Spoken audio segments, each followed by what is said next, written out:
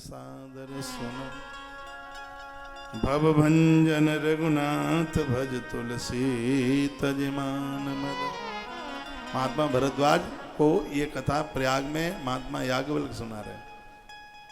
अद्भुत है कहूँ राम गुणगात भरद्वाज सादर सुन। हे महात्मा भरद्वाज प्रेम से सुनो। भव भंजन रघुनाथ भज तुलसी तजमान मद। तो वो कहते हैं अहंकार छोड़ करके रघुनाथ को भजो, इसी में कल्याण है भैया।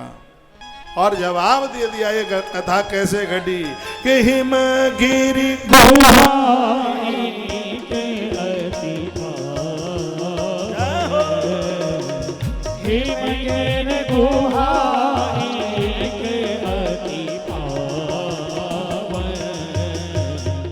पहसनी पसुर सनी सुहावनी। अब हम इस राम कथा में उत्तराखंड पहुंच गए और ये वही स्थान है जहां आज भगवान केदारनाथ बैठे। बिल्कुल सेम जगह वही है और ये वहीं की घटना है। यदि आप उत्तराखंड नहीं गए हैं, उत्तराखंड की यात्रा जरूर करना। अब तो बहुत अच्छा हो गया है, सड़कें सपाटेदार बन गई हैं। पहले 2 दिन में बद्रीनाथ पहुंचते थे, आज तो 10 घंटे में ही पहुंच जाते। सुबह 8 बजे चलिए, शाम को 5 बजे पहुंच जाइए। सड़कें ऐसी सपाटेदार बन गई हैं। गंगोत्री जमुनोत्री के भी रास्ते बड़े अच्छे हो गए। केदारनाथ के नीचे उत्तरकाशी तक तो बड़ा जबरदस्त हाईवे बना दिया गया है। अब उत्तराखंड की यात्रा उतनी कष्टदायक नहीं है जितना पहले हुआ करती थी। कुछ समय वहां रह के आइए।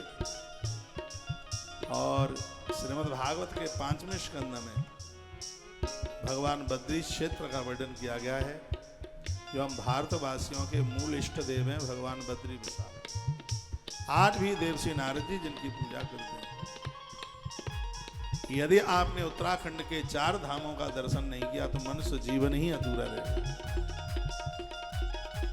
गंगोत्री, जमुनोत्री, केदार और बद्रीनाथ उत्तराखंड के 4 धाम हैं और चारों ही बड़ा आनंद देते हैं। बहुत आनंद है वहां पर। अलकनंदा का जल, गौरी कुंड का आचमन भगीरथ राजा ने तब किया है गंगोत्री में। गौ मुख से गंगा उतरी है। माँ गंगा ने मृत्यु लोक का सबसे पहला मिट्टी का जो भाग देखा, धरती का जो भाग देखा, उसी को तो गंगोत्री के नाम से जानते हैं। गंगा जहां उतरी उसी का नाम तो गंगोत्री। 2 जगह की भारी महिमा है। एक जहां गंगा उतरी है वो, और एक जहां गंगा समा गई है वो। गंगा जहां प्रकट हुई है उसको गंगोत्री कहते हैं, और गंगा जहां समा गई है उसे गंगा सागर कहते हैं।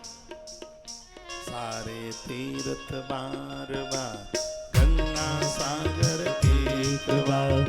सारे तीरथ बार बार गंगा सागर एक बार। सारे तीरथ बार बार गंगा सागर एक बार। सगरे तीर्थों को बार बार आप दर्शन कीजिए, और बार बार उनका दर्शन करने से जितना पुण्य प्राप्त होता है, गंगा सागर की एक यात्रा करने से उतने फल की प्राप्ति हो जाती है।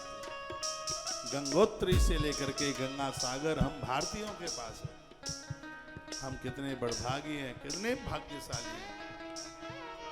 ऐसे उत्तराखंड की यात्रा और ये कथा वहीं की चल रही है।